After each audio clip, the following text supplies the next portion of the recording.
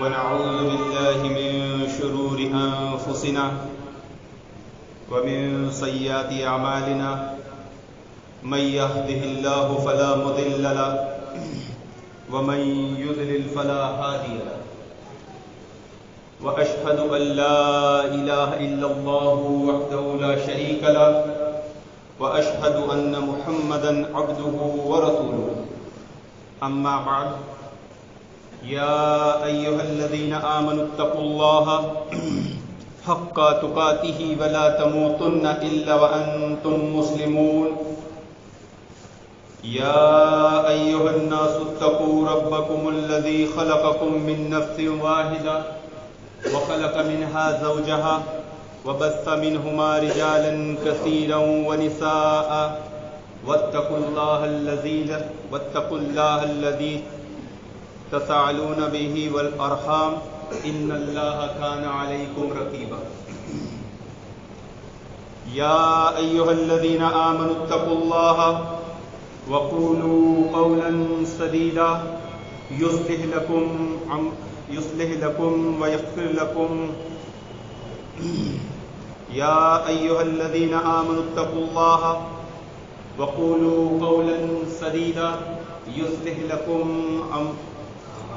أعمالكم ويغفر لكم ذنوبكم ومن يطع الله ورسوله فقد فاز فوزا عظيما أما بعد فإن خير الحديث كتاب الله وخير الهدي هدي محمد صلى الله عليه وسلم وشر الأمور محدثاتها وكل محدثة بدعة وكل بدعة ضلالة وكل ضلالة في النار أما بعد رب اشرح لي صدري ويسر لي أمري واحلل عقدة من لساني يفقهوا قولي اللهم رب زدني علما اللهم رب زدني علما اللهم رب زدني علما اللهم لا سهل إلا ما جعلته سهلا وأنت تجعل الحزن سهلا إذا شئت.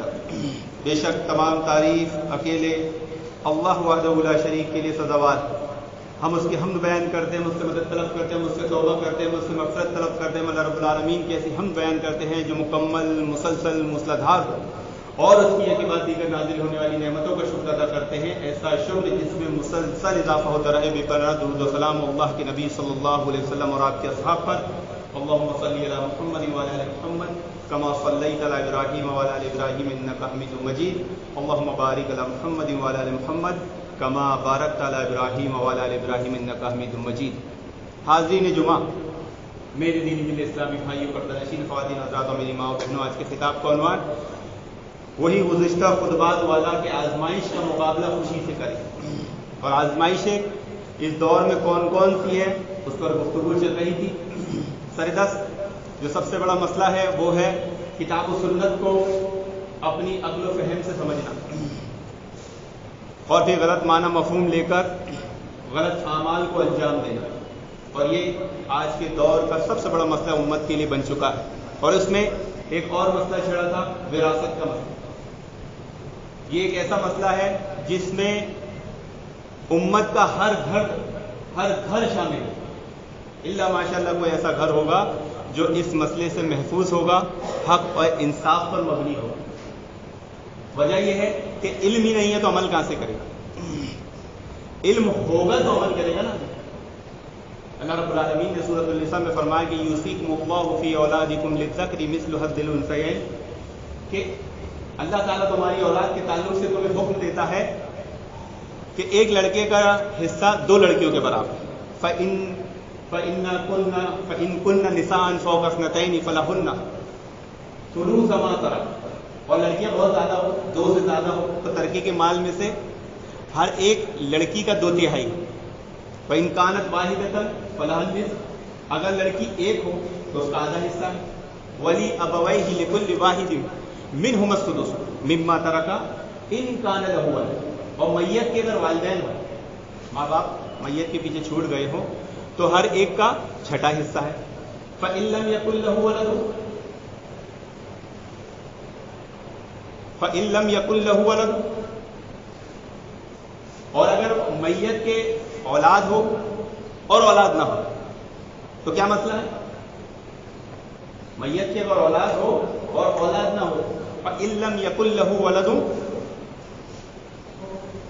ہاں فَإِن لَّمْ يَكُن لَّهُ وَلَدٌ وَوَرِثَهُ أَبْوَاهُ فَلِأُمِّهِ الثُّلُثُ، اگر میت کی اولاد ہو، اولاد نہ ہو تو ماں کا تیسرا حصہ.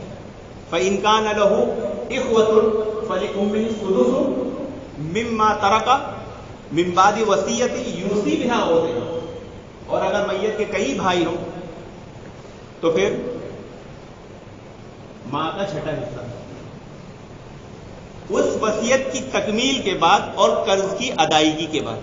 آباؤکم وابناؤکم لا تدرون ایہم اقرب لکم نفعا، اور تمہیں نہیں معلوم کہ تمہیں باپ اور بیٹوں میں نفع پہنچانے کے اعتبار سے کون زیادہ قریب ہے. فریضۃ من اللہ، یہ اللہ رب العالمین کی طرف سے مقرر کرتا ہے. ان اللہ کان علیما حکیما، اللہ رب العالمین علم والا ہے اور بڑی حکمت والا ہے. وَلَكُمْ نِصْفُ مَا تَرَكَ أَزْوَاجُكُمْ إِن لَّمْ يَكُن لَّهُنَّ وَلَدٌ فَإِن كَانَ لَهُنَّ وَلَدٌ فَلَكُمْ رُبُعُ مِمَّا تَرَكْنَ مِن بَعْدِ وَصِيَّةٍ يُوصِينَ بِهَا أَوْ دَيْنٍ، اور اگر تمہاری بیویاں تمہارے پیچھے مال چھوڑ جائے تو تمہارا آدھے کو آدھا، لیکن اگر ان کی اولاد ہو، اولاد نہ ہو تو تمہارا 1/4. یہ وصیت کی تکمیل کے بعد اور قرض کی ادائیگی کے بعد. وَلَهُنَّ الرُّبُعُ مِمَّا تَرَكْتُمْ إِن لَّمْ يَكُن لَّكُمْ وَلَدٌ فَإِن كَانَ لَكُمْ وَلَدٌ وَلَهُ إِن كَانَ لَكُمْ وَلَدٌ فَإِن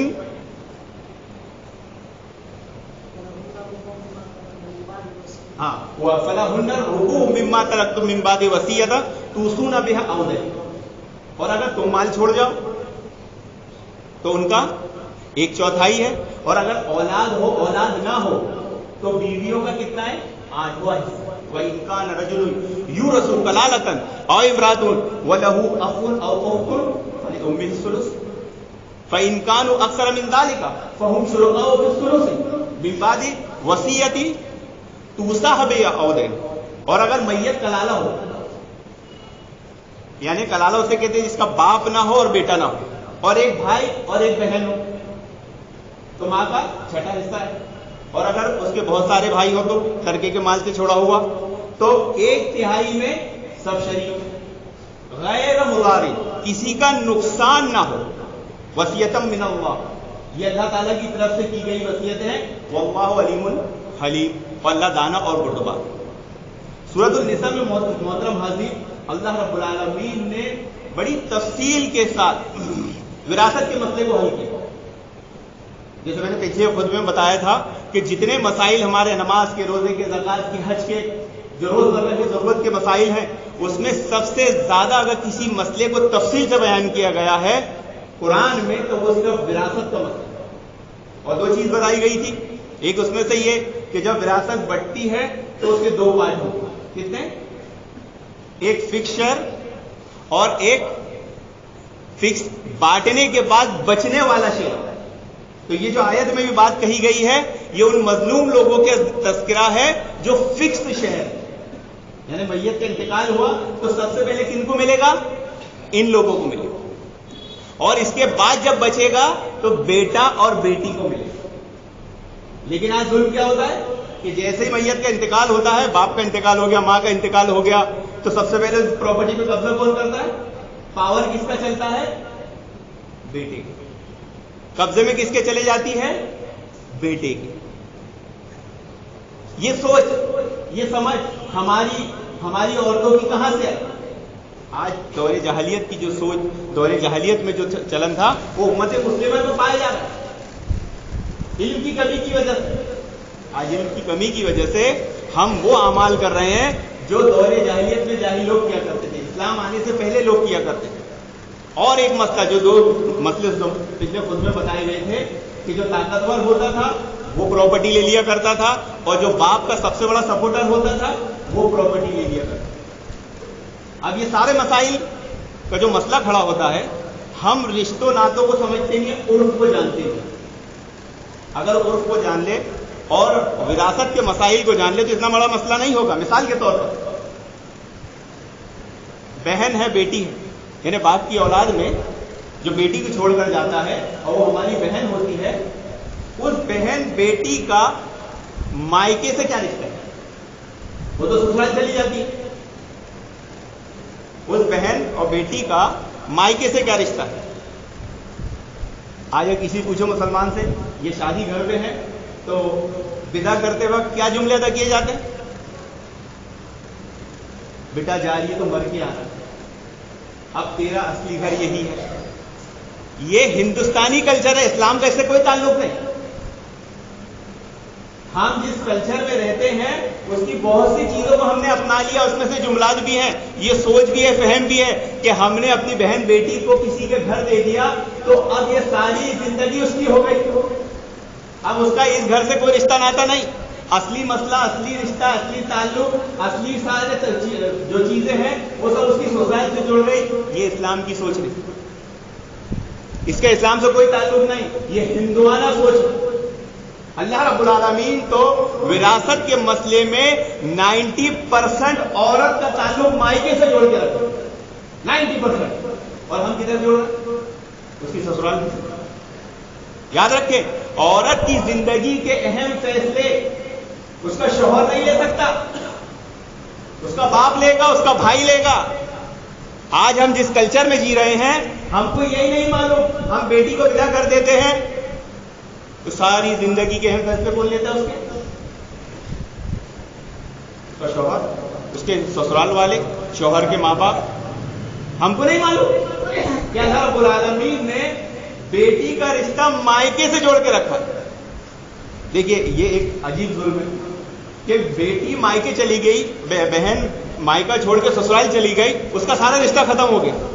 لیکن یہی بیٹا اگر اپنا گھر چھوڑ کے گھر جوائی بن جائے، بیوی کے ساتھ سسرال میں رہنے چل جائے تو کیا اس کے گھر سے رشتہ ٹوٹ جاتا ہے؟ نہیں، برابر پراپرٹی پہ فیصلہ لے گا. اور محروم کون ہوگی بیچاری؟ بہن اور بیٹی. اسلام کا اس سے کوئی تعلق نہیں ہے.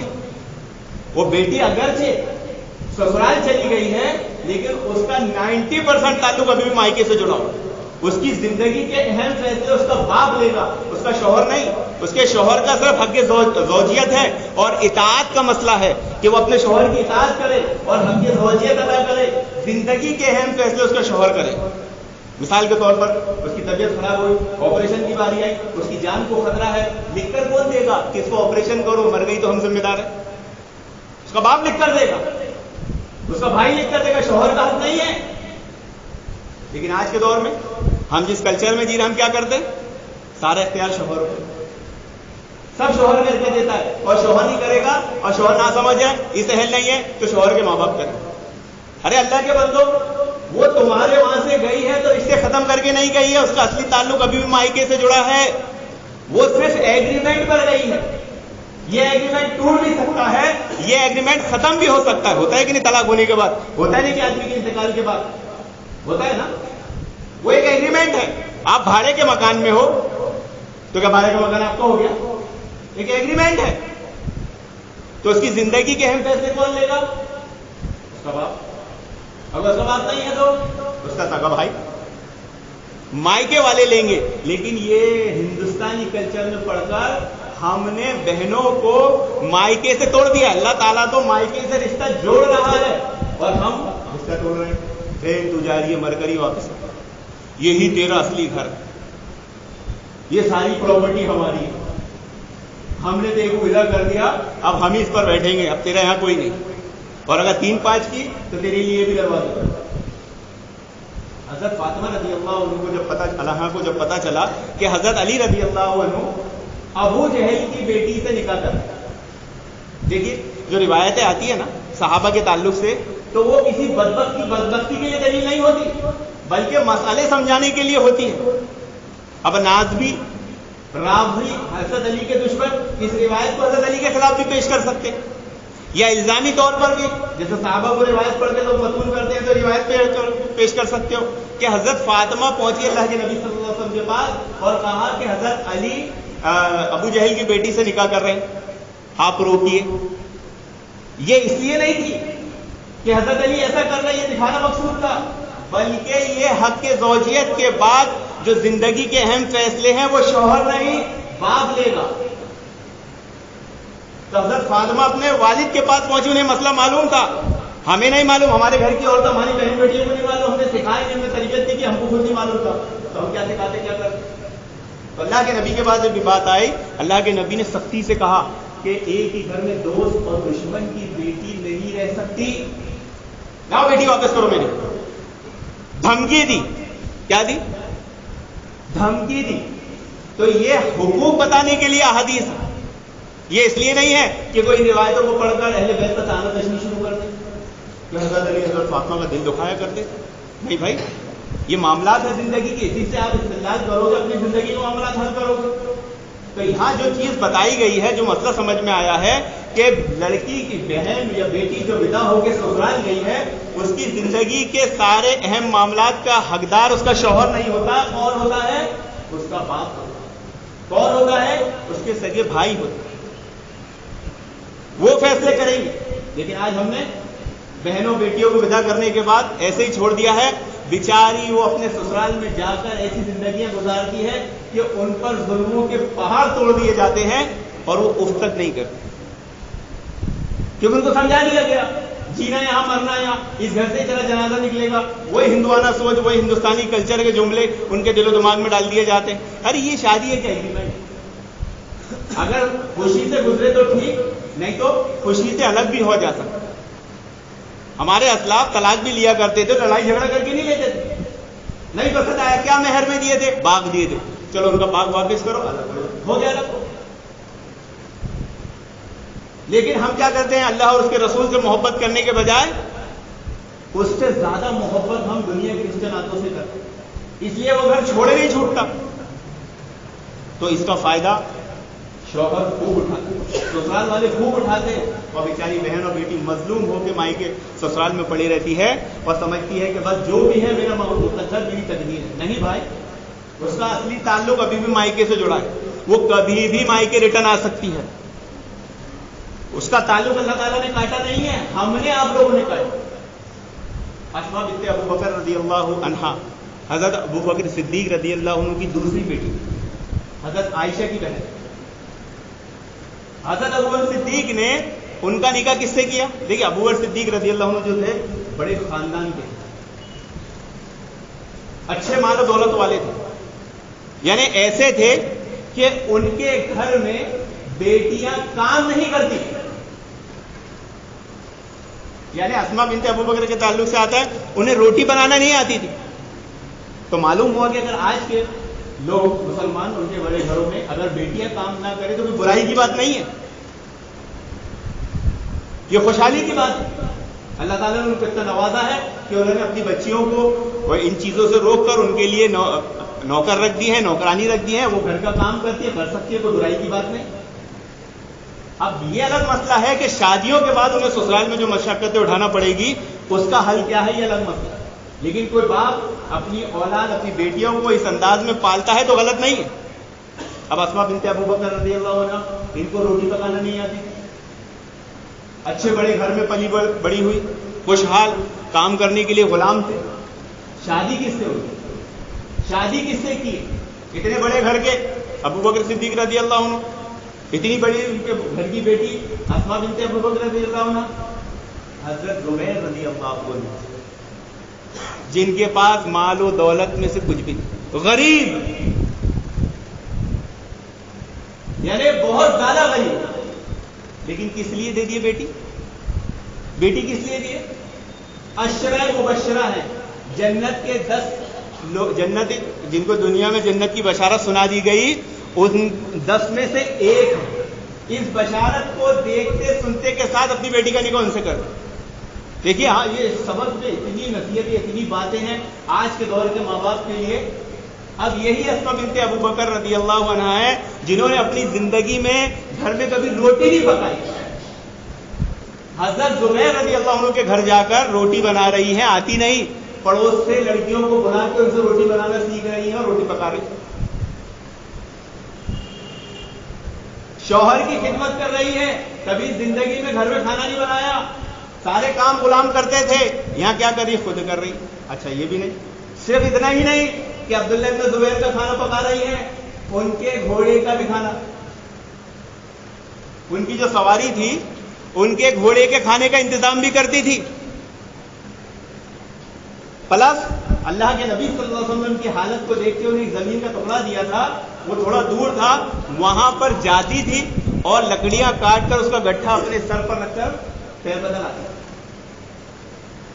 کہاں نازوں میں پلی ہوئی بیٹی، اور کہاں شادی کے بعد کس حالات میں، لیکن اس بیٹی نے جا کے باپ سے شکایت کی، کہاں دے دیے مجھے، میں نے تو اپنے گھر میں کبھی روٹی نہیں پکائی، وہاں روٹی بھی پکانا پڑ رہا ہے، اور ان کے گھوڑے کا، یعنی آج بھی گاؤں میں چلے جائیں گے نا اگر آپ، تو گاؤں میں گھروں میں جو بیل وغیرہ رہتے ہیں نا، تو ان کا بھی چارہ عورتیں ہی دیتی، ان کے کھانے کا انتظام بھی گھر کی بہو کرتی،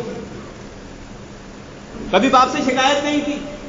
ارے بھلے باہر نکل کے جانا پڑتا ہے اور لکڑی کے گٹھے کاٹ کاٹ کر سر پہ رکھ کے لانا پڑتا ہے۔ حدیث میں آتا ہے نا کہ اللہ کے نبی صلی اللہ علیہ وسلم نے جب ان کو راستے میں دیکھا تو اپنا اونٹ روک لیا، اونٹ بٹھا لیا اور کہا اسما بیٹھ جاؤ تو میں وہاں تک چھوڑ دیتا ہوں۔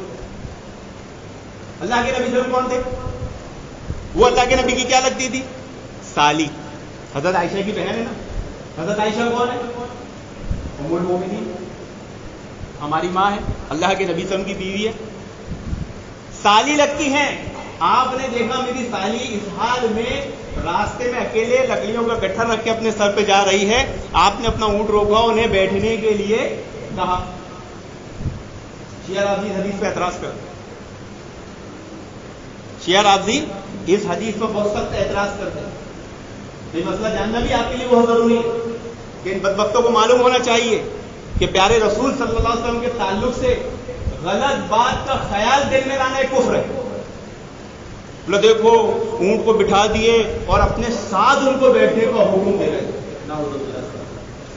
کیسے بدبخت ہے جو نبی کے تعلق سے سوچ سکتے۔ چلو اگر مان لیے ایسا ہوتا اور ایسا اللہ کے نبی نے کیے تو کیا وحی کا سلسلہ بند ہو گیا تھا؟ اسما بنت ابو بکر نے کیا کہا جب اللہ کے نبی نے ان سے بات کہی؟ تو کہا مجھے حیا آتی ہے، مجھے اپنے شوہر کی غیرت کا خیال ہے کہ میں غیر مردوں کے ساتھ چلوں، یعنی مردوں کے ساتھ چلوں، غیر تو تھے نہیں، مردوں کی، اللہ کے نبی کے ساتھ صحابہ بھی تھے، صحابہ کا ایک ٹیم جا رہی تھی، غزوے سے کہیں سے آ رہے تھے، تو کہ مجھے غیرت آئی اپنے شوہر کی، مجھے حیا آئی اپنے شوہر کی غیرت کا، میں نے اللہ کے نبی کو منع کر دی کہ اللہ تعالیٰ نے کوئی وحی نازل کیا کہ اسما بنت ابو بکر نے اللہ کے نبی کے تعلق سے ایسا کیوں کہا؟ یہ ہے ابو بکر صدیق رضی اللہ عنہ کی تربیت اپنی اولاد کے تعلق سے کہ وہ غیر مردوں کے ساتھ یا مردوں کے ساتھ چلنا پسند نہیں کر رہی ہے، اور بدبخت لوگ ان پر تہمتیں لگاتے ہیں، ان پر الزام لگاتے ہیں۔ جب حضرت عائشہ پہ الزام لگا اس کا دفاع کس نے کیا؟ کس نے کیا؟ اللہ تعالیٰ نے سورۃ النور نازل کر کے۔ تو صحابہ کا، مسلمانوں کا اور افضل لوگ جن پر الزام لگایا جاتا ہے ان کا دفاع کرنے اللہ تعالیٰ کی سنت ہے۔ ایک مسلمان اس پہ عمل کیوں نہیں کرے گا؟ اور اگر نہیں کرتا ہے تو اسے دین سیکھنے سمجھنے کی ضرورت ہے۔ اسما بنت ابو بکر نے جب اللہ کے نبی صلی اللہ علیہ وسلم کو یہ جواب دیا، آپ نے اس پر کوئی تنبیہ نہیں کی، کوئی تنبیہ کی، برا مانا۔ اور یہی بات ابو بکر صدیق رضی اللہ عنہ کو جب پتہ چلی تو ابو بکر صدیق رضی اللہ عنہ نے کیا کیا؟ فوراً ایک غلام بھیجا ان کے گھر کام کاج کے لیے۔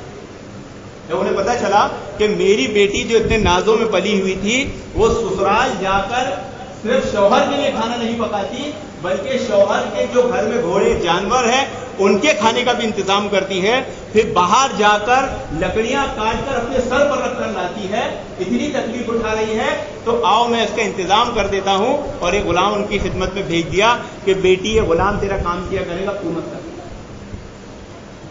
اسما بنت ابو بکر کہتی ہے کہ جب میرے والد نے وہ اس غلام کو بھیجا تو مجھے ایسا لگا کہ آج میں آزاد ہو گیا، ابھی تک مجھے ایسا لگ رہا تھا میں غلاموں والی زندگی بسر کر رہی ہوں۔ دیکھیے ابو بکر صدیق رضی اللہ عنہ کی کہ انہوں نے حضرت زبیر کو کچھ کہا، بھائی میں نے تجھے اپنی بیٹی دیا تھا اور اتنی نازوں میں پلی ہوئی بیٹی، تو نے اس کے ساتھ کیا حال کیا؟ وہ تیرا کھانا بھی بناتی ہے، تیرے جانوروں کا خیال بھی رکھتی ہے، جنگل میں جا کر لکڑیاں بھی کاٹ کے لاتی ہے۔ نہیں، حضرت زبیر کو ابو بکر صدیق نے کچھ نہیں کہا، یعنی معلوم ہوا کہ اگر بندہ دیندار ہو اور اگرچہ غریب ہو تو فوراً اپنی بیٹی اس کو دے دینا چاہیے.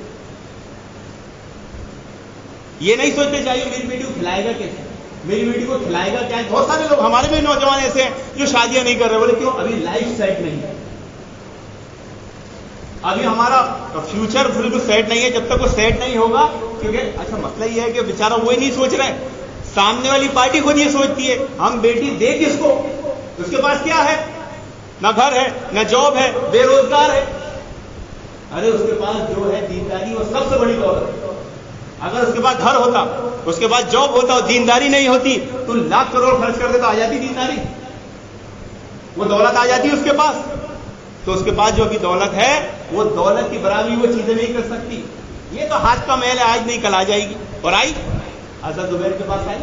لیکن یہاں بتانے کا مقصد ہے کہ عورت کا تعلق سسرال میں جانے کے بعد مائکے سے نہیں ٹوٹتا. اس کی زندگی کے اہم فیصلے کون کرے گا, اس کا باپ کرے گا اگر حیات ہے, ورنہ اس کا سگا بھائی کرے گا, شوہر نہیں کرے گا. شوہر تو ایک ایگریمنٹ والی چیز ہے, حق زوجیت اس کا حق ہے, اطاعت کرنا بیوی کا اس کا حق ہے. باقی 90% تعلقات اس کے کس سے جڑے ہوئے ہیں, اس کی مائکے سے. اور ہم نے کیا کیے, شادی کرنے کے بعد بیٹی بہن کے تعلقات مائکے سے ایک دم ختم. بس تیرا اتنا ہے کہ ہفتے میں بہن تو آ جا 2 گھنٹے 4 گھنٹے 5 گھنٹے کے لیے, 2-3 دن کے لیے آئی تو ہمیں بوجھ. ایک تو آتی ہے خوب کھاتی ہے, تیرے بچے آتے پریشان کر دے. ہاں ہمارے بچے پریشان کرے اس کو کوئی تکلیف نہیں, بہن آ گئی نا تو ہو رہا پتہ. وہ محبت جو بہن بھائی میں ہوتی تھی وہ آج کہاں ہے. موسیٰ علیہ السلام کو دیکھیے کہ جب ان کی والدہ نے موسیٰ علیہ السلام کو پانی میں ڈال دیا تو کس کی ڈیوٹی لگائی تھی, ان کی بہن کی. کیسے پیچھے پیچھے جاتا, کہاں جاتا ہے دیکھنا. اور وہ بچہ تیرتے ہوئے کس کے گھر میں گیا, فرعون. بہن بھی چلی گئی. بہن نے جا کر وہاں کیا کہا کہ یہ دودھ نہیں پی رہا, یہ جس کا دودھ پیے گا میں عورت کو جانتی. جان پر کھیل گئی. فرعون کو معمولی شیخ, اگر راز کھل جاتا تو جان سے ہاتھ دھو بیٹھتے. وہ بہن بھائی کی محبت کہاں گئی, وراثت میں بہن بھائی محبت کا خیال کیوں نہیں رکھتے. حجاج بن یوسف کے دور کا ایک واقعہ ہے کہ حجاج بن یوسف نے ایک عورت کے باپ, بیٹے اور بھائی تینوں کو قید کر دیا. اب بیچاری کا کوئی نہیں.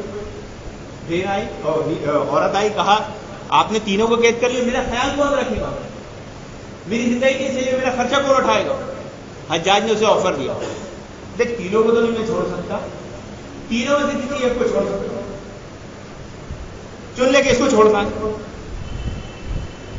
بہن نے کیا بولی کہ بیٹا مانگوں گی تو بیٹا تو پھر سے پیدا ہو سکتا, شوہر پھر سے مل سکتا, بھائی نہیں ملے. تو بولے مجھے بھائی مل. بہن بھائیوں کی محبت دیکھیے کہ میرا بھائی مجھے دے دے. حجاج نے یہ جملہ سنا نا, تینوں کا گھر. بہن بھائیوں کی جو محبت تھی آج وہ کہاں ہے. وراثت کے مسائل میں بہن بھائی کی محبت نہیں دکھتی. یہ عبداللہ ابن زبیر ہیں, ان کی زندگی آپ دیکھیے کہ والد صاحب انتقال کیے, قرض چھوڑ کر گئے, والد پر قرض, وراثت کچھ نہیں ملی, نہیں زیرو. ایک تو قرض چھوڑ کے گئے والد صاحب, اور پلس کیا چھوڑ کے گئے, 9 بہنیں. ایک بہن نہیں, آج تو ایک بہن کا بوجھ نہیں اٹھتا, کتنا 9 بہنیں چھوڑ کر. اللہ کے نبی صاحب نے آپ نے حدیث سنی ہوگی, اللہ کے نبی صاحب شادی کر لی, بولے کر لی, کس سے, بولے باقرہ سے. اور عمر دراز سے کی, بولے باقرہ سے کیوں نہیں کی, تم اس سے کھیلتے وہ تم سے کھیلتی. جوان لڑکی سے کیوں نہیں کیے, عمر دراز سے کیوں کیے. یہ حدیث ہم نے سنے, لیکن اس کے آگے کیا ہے. عبداللہ بن زبیر کہتے ہیں اللہ کے نبی میرا مسئلہ یہ ہے کہ میری ایک نہیں 9 بہنیں, اور میں انہی کے ہم عمر لاؤں گا تو وہ ان کا خیال کیسے رکھے گی. اس لیے میں نے بڑی عمر کی عورت کو لایا تاکہ میری 9 بہنوں کا خیال رکھے. بھائی کو دیکھیے کہ اپنی بہنوں کے لیے اپنی ہمیشہ کی زندگی کا کیا مسئلہ کرتا. کیا کیا, ایک بڑی عورت سے شادی. اللہ کے نبی صلی اللہ علیہ وسلم نے جب شروع میں ان سے یہ پوچھا تھا کہ کیا معاملات ہیں, تو جب تو ان کی ہیلپ نہیں کی تھی, لیکن بعد میں جب موقع آیا تو اللہ کے نبی نے ایک غزوے سے آ رہے تھے اور کہا اے عبداللہ بن زبیر تمہارے پاس کیا ہے, بولے گھوڑا ہے, کہ مجھے دے دو. یہ گھوڑا مجھے دے دو. بولا اللہ کے نبی آپ مانگ رہے میں آپ کو بیچوں گا؟ ارے آپ ایسے لے کے جائیے. بولا نہیں, میں خرید کے لوں, مجھے یہ گھوڑا خریدنا ہے, میں تم سے ایسے نہیں لوں گا. کیونکہ اس لائق نہیں تھے کہ ان سے تحفہ لے لے تو بیچارے وہ ان کا گزر کیسے ہوگا, تو لے لیجیے. بولے نہیں, مدینہ پہنچ, جب تک تم اس گھوڑے پہ سواری کرو مدینہ پہنچو, میرے گھر پہنچا دینا. جب گھوڑا گھر پہ لے کے آئے اور مال دینے لگے تو مال دینے والے کو اللہ کے نبی نے کیا کہا, جھکا کر تول, جو درہم دینار جو بھی دیے جا رہے ہیں, جو بورے میں بھرے جا رہے ہیں, زیادہ دینا, جو سودا ہوا اتنے سے زیادہ. مدد کا کیا جذبہ تھا. اب چلو عبداللہ بن زبیر لے کے جا رہے ہیں, کہتے میں تھوڑی دور گیا, اللہ کے نبی نے آدمی بھیج کے واپس بلایا, آ جاؤ. اب میں ڈر گیا, بولے کیا ہوا, سودا کینسل تو نہیں ہوگا, کیونکہ مال زیادہ ملا. کہ غریب آدمی کے لیے اگر کوئی سودا ایسا ہو جائے جس میں زیادہ پروفٹ ہو تو اسے کتنی خوشی ہوتی ہے کہ اس کے اہل و عیال کا خرچ نکل. تو ان کے دل میں خدشہ آیا کہ کیا ہوا, کوئی سودا نہیں ٹوٹ جائے. واپس آئے تو اللہ کے نبی نے وہ گھوڑا اس کو واپس تحفے میں دے دیا. بولے کیوں؟ میں نے تمہاری غیرت کا خیال تھا, یہ پیسہ اگر میں تمہیں دیتا تم اسے خیرات سمجھتا, تو تمہاری غیرت کی خاطر میں نے تجارت میں تمہاری مدد کی, اب یہ تحفہ ہدیہ میری طرف سے گھوڑا دو. عبداللہ بن زبیر کہتے ہیں کہ وہ جو جھولا اللہ کے نبی نے دیا تھا وہ کب تک چلا معلوم؟ اللہ کے نبی انتقال کر گئے, ان کا زمانہ چلا گیا, ابو بکر صدیق کی خلافت چلی گئی, حضرت عمر کی خلافت کا زمانہ چلا گیا, حضرت عثمان کی خلافت کا زمانہ چلا گیا, حضرت علی کی خلافت کا زمانہ چلا گیا, حضرت معاویہ کی خلافت کا زمانہ چلا گیا, امیر المومنین یزید کی خلافت آ گئی. مدینہ پر جب حملہ ہوا تھا تب وہ جھولا گم ہوا. وہ جھولا جو تھا اللہ کے نبی نے سب دیے تھے, اس کی خیر و برکت کتنی. اور پھر جو مال و دولت کا زمانہ ہے ایک آیا. تو بتانے کا مقصد یہ ہے کہ اگر دیندار شخص ہو تو اپنی بیٹی دینے میں ذرا بھی تجسس نہیں کرنا اختیار کرنا چاہیے, ذرا بھی شک و شبہ نہیں کرنا چاہیے. اگر دیندار ہے اس کو پہلے بیٹی دے دو, اگر اہل حدیث ہے تو پہلے دو.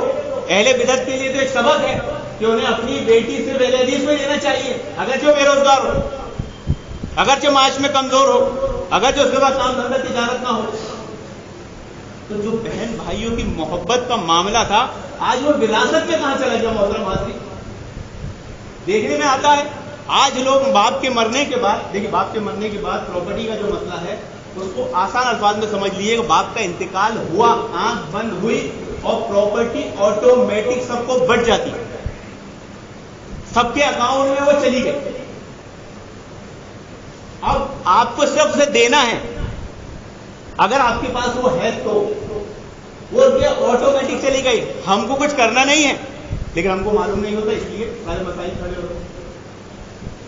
تو آج بہنوں کا حصہ کھانے کے بعد, بہنوں کے حصے پر راج کرنے کے بعد آدمی کیا سمجھتا ہے معلوم ہے کہ میرے پاس باپ کی پراپرٹی ہے, باپ کی نہیں رہی, اب وہ باپ کا انتقال ہوا, بہنوں کی ہو گئی, اب جو تو کھا رہا ہے وہ بہنوں کی کھا رہا اور بہنوں پر دھمکا رہا ہے, ان کے حقوق ادا نہیں کر رہا. کہتا ہے ہمارے باپ نے ہماری زندگی میں ان کی شادی کر دی تھی, یا ہم نے ان کی شادی کر دی تھی, یا ان کو جہیز دے دیا تھا. ارے تو نے جہیز دیا, تیرے والد صاحب نے جہیز دیے, تو نے کچھ بھی کیا, جو بھی کیا یہ تحفہ نہیں ہے, یہ انفاق فی سبیل اللہ ہے, یہ مجبوری ہے, اس کا وراثت سے کوئی تعلق نہیں ہے. کوئی باپ اپنی زندگی میں کسی بیٹے کو کوئی مال زیادہ دے, پہلے تو یہ زیادہ نہیں دینا چاہیے. اگر باپ نے دے دیا تو اس کا اثر وراثت پہ نہیں پڑے گا. 10 لاکھ تھا اس کے پاس, 2 لاکھ سب کو دینا تھا, لیکن 10 لاکھ ایک بچے کو دے دیا, تو یہ باپ کا مسئلہ ہے, بیٹے کا مسئلہ نہیں ہے. اب اس کے انتقال کے بعد جو وراثت بچے گی وہ بیٹا اس میں برابر کا حقدار ہے. آپ یہ نہیں کہہ سکتے کہ باپ نے اپنی زندگی میں تم کو یہ سب دے دیا تھا, تمہارا وراثت میں کوئی حصہ نہیں, اس کا وراثت سے کوئی حصہ نہیں. اس کا سوال اس کے باپ سے کیا جائے گا کہ اس نے اپنی اولاد کے تعلق سے انصاف کیوں نہیں کیا. اب ہو سکتا ہے اس کو ضرورت ہو سکتا ہے اس کی مجبوری ہو کہ بہت سارے بچے تھے, ایک بچے کے علاج میں 10-20 لاکھ روپے خرچ ہو گئے, ایک بچے کو کچھ نہیں دے پایا, تو اس کی مجبوری تھی. تو اس کا وراثت سے کوئی حصہ نہیں ہے کہ باپ کے مرنے کے بعد دوسرے بھائی بولے بھائی تیرے بچے کے علاج میں یا تیری ضرورت میں باپ نے اتنا دے دیا تھا, اب تیرا کوئی حصہ نہیں. وراثت سے کوئی حصہ نہیں, اس کا وراثت سے کوئی تعلق نہیں ہے, مرنے کے بعد وہ برابر کا حقدار ہے. تو اگر آپ نے اپنی بہن کی شادی کے لیے جہیز دیا, اس کی شادی کی ہے, تو یہ بولنا یہ تیرا حصہ ہو گیا برابر, یہ یتیم کا مال کھانا. یہ سورہ نساء کی آیت میں نے پچھلے خود میں بتایا تھا کہ دو وعید ہے، ایک خوشخبری ایک وعید ہے، ہمیشہ ہمیشہ کی جہنم، ہمیشہ ہمیشہ کی جنت. اس آیت کے پہلے کیا ہے؟ ان الذین یأکلون اموال الیتامی ظلما، کہ وہ لوگ جو یتیم کا مال ظلم سے کھاتے ہیں. اب یتیم کا مال کون کھاتے ہیں؟ اور کون کا مال ہے وہ وراثت کا مال ہے. وہ مسجد مدرسے کے چندے والا مال نہیں ہے کہ لوگ اس کو اٹھا کے اس میں چپکا دیتے کہ یتیم کا مال کھایا، یتیم کا مال کھایا. نہیں، یہ وراثت کا مال ہے. باپ کے مرنے کے بعد بیٹا اور بیٹی دونوں یتیم ہوئے کہ نہیں؟ اگر بھائی اس پراپرٹی پہ قبضہ کر لے تو وہ یتیم کا مال کھانے والے. تو ایسے لوگوں کے تعلق سے کیا ہے؟ ایسے لوگ اپنے پیٹوں میں آگ بھر رہے ہیں، آگ اللہ تعالیٰ اٹھا کے جہنم میں ڈالے گا. یہ سورہ نساء کی آیت سے پہلے یہ وارننگ ہے، اس کے بعد یہ مسائل بیان کیے. تو یہ مسائل جو آتے ہیں وراثت کے، آج سب سے زیادہ امت مسلمہ اس میں انوالو ہے، گھر اس میں انوالو ہے. کوئی سے محفوظ نہیں، کیونکہ علم ہی نہیں ہے، معلوم ہی نہیں تھا کس انداز میں ظلم کیا جا رہا ہے، کس انداز میں یتیموں کا مال کھایا جا رہا ہے. ایک آدمی اگر موبائل چوری میں پکڑا گیا، ہاں اس کو پکڑیں گے، اس کی بریکنگ نیوز بنے گی، اس کے نیوز پیپر میں فوٹو آئیں گے، سوشل میڈیا پہ آئیں گے، اس کو چور لکھیں گے، پکڑو، یہ کرو وہ کرو. اچھا 10-15 5,000 10,000 کی چوری کرنے والے کو اتنا ذلیل کر رہے ہیں، اور اپنی ہی سگی بہن کا حصہ کھا گیا، اس کا بھی لگاؤ فوٹو، اس پر بھی کرو کمنٹ. لاکھوں کھایا ہے، لاکھوں. 5-10 ہزار پہ اتنا غصہ ہے، اور لاکھوں کھانے والا متقی اور پرہیزگار بنا ہوا ہے، معاشرے میں سمجھدار عقل مند بنا ہوا ہے، معاشرے میں اس کو لوگ دانا اور بردبار سمجھ رہے ہیں. اصل مجرم ایسے لوگوں کا اصل میں بائیکاٹ ہونا چاہیے. ایسے لوگوں کو اصل میں لوگوں کے سامنے لانا چاہیے. کہا تھا نا پچھلے کہ لوگ کہتے ہیں اس کا بیاہ سامان کے گھر کی دعوت کھائے کہ نہیں. ارے وہ مسئلہ چھوڑو، وہ تو کسی گھر کا مسئلہ ہے. وراثت کا مسئلہ گھر کا مسئلہ ہے. سب سے پہلے وراثت کے مسائل دیکھو، اور اگر وراثت کا مسائل درست نہیں، اس پر بھروسہ مت کرو، اس کو ذمہ داری ادا مت کرو. جو اپنی ہی سگی بہن، اپنے ہی چھوٹے بھائیوں کے مال میں حق تلفی کر جائے، وہ تمہاری جماعت کے مال کا کیا حال کرے گا؟ حقوق ادا کرے گا؟ بلکہ جماعت جمعیت کے لیول پہ بھی یہ کام ہونا چاہیے کہ کسی کو لینے سے پہلے، ذمہ داری دینے سے پہلے، سب سے پہلے اس کے گھر کے وراثت کے مسائل کو دیکھا جائے. اگر وہاں انصاف نہیں کرا، یہاں کیا کرے؟ وہاں ذمہ داری ادا نہیں کیا، یہاں کیا کرے؟ جبکہ وہاں اس کو کچھ تھا ہی نہیں. بھیڑوں کے مال کو اپنا مال بنا لیا. بعض بچے ہوتے ہیں جو باپ کے ساتھ رہتے ہیں، کام دھندا کرتے ہیں. ایک بھائی چھوٹا ہوتا، ابھی وہ چھوٹا ہے یا کمزور ہے، اور ایک بھائی ٹیلنٹڈ ہے، بڑا ہے، باپ کے ساتھ انہوں نے زندگی گزارا، خوب خرچ کیا، خوب باپ کا ساتھ دیا. لوگ سمجھتے ہیں بھائی سب کچھ ہم نے کیے، اب یہ پراپرٹی پہ ہمارا حصہ. یا باپ کے انتقال کے بعد جو تھوڑا تھوڑا مال بچا تھا، اس کو اس بچے نے، جو بڑا تھا، جو اس لائق تھا، اس نے اس بزنس تجارت کو آگے کیا اور خوب ترقی دیا. تو بعد میں کیا بولتا ہے؟ یہ سب تو ہماری محنت ہے، اس میں اس کا حصہ نہیں، اس کا حصہ نہیں لگتا. یاد رکھیں، اگر باپ کے ساتھ بچے نے دھندے بزنس تجارت میں جو بھی ساتھ دیا ہے، یا باپ کے انتقال کے بعد تھوڑا سا بھی جو مال تھا اس نے ترقی کر کے اتنا بنا دیا، تو اس بھائی کا حصہ اس میں برابر کا شریک. جیسے ہی باپ کا انتقال ہوا تو وہ حصہ، جو مال تھوڑا بچا تھا، وہ اب کس کا ہو گیا؟ دونوں بھائیوں کا ہو گیا، بڑے کا بھی اور چھوٹے کا بھی. تو جب تم نے اس کو آگے بڑھایا تو کیا تم نے ہر مہینے اس کو شیئر دیا؟ جیسے مثال کے طور پر کہا کہ بھائی میرے والد نے میرے سے زندگی میں کہہ دیا تھا کہ پراپرٹی کا حصہ میرے بعد تیرا، یا تو نے میرے ساتھ میرا اتنا ساتھ دیا ہے، مرنے کے بعد جو تو وصیت کرے گا یہ تیری. بھائی یہ اس کا حق نہیں ہے والد صاحب کا کہ وہ اپنی زندگی میں رہ کے اپنی اولاد کو وصیت کرے. وارث کو وصیت نہیں ہے، وارث کے لیے کوئی وصیت نہیں. اگر وہ کرے گا بھی تو قاعدہ میں مانی نہیں جائے گی، بلکہ وہاں پر دونوں بھائی برابر کے حقدار ہیں. جو طاقتور ہے وہ بھی، جو کمزور ہے وہ بھی، الا یہ کہ کوئی ایگریمنٹ لکھی ہوئی شکل میں ہو کہ ہاں باپ نے بیٹے کے ساتھ ایگریمنٹ کیا تھا، ثبوت کے طور پر لکھی ہوئی ہو کہ بھائی میرا بیٹا جو ساتھ چل رہا ہے، اگر میں نہیں دے پایا تو مرنے کے بعد اس پراپرٹی پہ سے لیں. لیکن ایسا ہوتا نہیں ہے. ایسا نہیں ہوتا ہے. آپ کسی کے ساتھ پارٹنرشپ کرو تو آپ ایسا بولتے ہو کہ آپ پارٹنرشپ کرو, پراپرٹی میرے مرنے کے بعد بیٹے کی, اس کے ساتھ پراپرٹ لے لینا. نہیں, اس کا حساب ہر مہینے ہوتا ہے. تو بیٹے نے اگر باپ کا ساتھ دیا ہے, محنت کیا ہے, تو اس کو استعمال بھی کیا ہے. وہ باپ کے ساتھ پارٹنر اگر نہیں ہے, وہ باپ کے ساتھ کسی حیثیت میں اگر شامل ہے تو نوکر کی حیثیت سے وہ پارٹنر سمجھ رہا اپنا آپ کو باپ کا.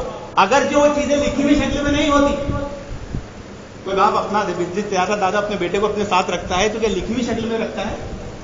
نہیں, ایک میوچل انڈرسٹینڈنگ ہوتی ہے. باپ بھی جانتا ہے میرا بیٹا ہے یہ دکان سنبھالے گا, بیٹا بھی جانتا ہے میرا باپ ہے میرے گھر کا کاروبار میں ہی سنبھالوں گا. محنت برابر کرتے ہیں, لیکن بعد میں شیطان آ کے وراثت کے مسائل نہیں معلوم ہونے کی بنا پر آدمی سمجھ بیٹھتا سب میری محنت ہے, ان کا کچھ نہیں. اگر آپ نے ایسا کیے ہیں, آپ کے ساتھ ایسا ہوا ہے, تو چھوٹا بھائی بھی, یعنی صرف بہنوں کے ساتھ ظلم نہیں ہوتا. بتانے کا مقصد ہے کہ بھائیوں کے ساتھ بھی ظلم ہو جاتا ہے. صرف بہنوں کا حق نہیں کھایا جاتا, چھوٹے بھائیوں کا بھی کھایا جاتا ہے. تو وہ برابر کے شریک ہیں. اگرچہ باپ تھوڑا سا مال چھوڑ کے گیا تھا, آپ نے اس کو بڑا بڑا بڑا بڑا کر کے بہت بڑا کر دیا, تو چھوٹے بھائی کا شیئر اس میں لگ گیا. اب وراثت بٹے گی, برابر کا شیئر ہو. آپ یہ نہیں کہہ سکتے میری محنت زیادہ تھی, وہ آپ کا حق تھا. جیسے بھائی نے مسئلہ پوچھا کہ بھائی ہماری پراپرٹی بیٹھ گئی, ہم کو مسئلہ نہیں معلوم تھا. بہت سارے بھائی پچھلے ہفتے سوال کیے کرے کہ بھائی ہم کو تو معلوم ہی نہیں تھا, آج پتہ چلا ہماری تو پراپرٹی بٹ گئی تھی. مطلب پراپرٹی تو ایسی رکھی ہے, ہم نے سب ملتوانی کر لیے, تب کیا کریں؟ اگر ایسا ہے, آج بھی اس کا حل کرو, آج بھی اس مسئلے کو حل کرو, کیونکہ یہ آخرت کا مسئلہ ہے. ہمیشہ ہمیشہ کی جنت کا مسئلہ ہے, ہمیشہ ہمیشہ کی جہنم کا مسئلہ, یتیم کا مال کھانے کا مسئلہ ہے. اگر وہ ایسا مسئلہ ہوا ہے اور آپ اس لائق نہیں ہو کہ اپنی بہنوں کا حصہ دے سکتے ہو, کیا کرے گا آدمی؟ پراپرٹی بیچ دو, پراپرٹی بیچ کے دو. ارے وہ بہت لوکیشن والا گھر ہے, اگر وہ بیچتے کہ ہم کہاں جائیں گے؟ ارے بھائی آپ کا ہے ہی نہیں.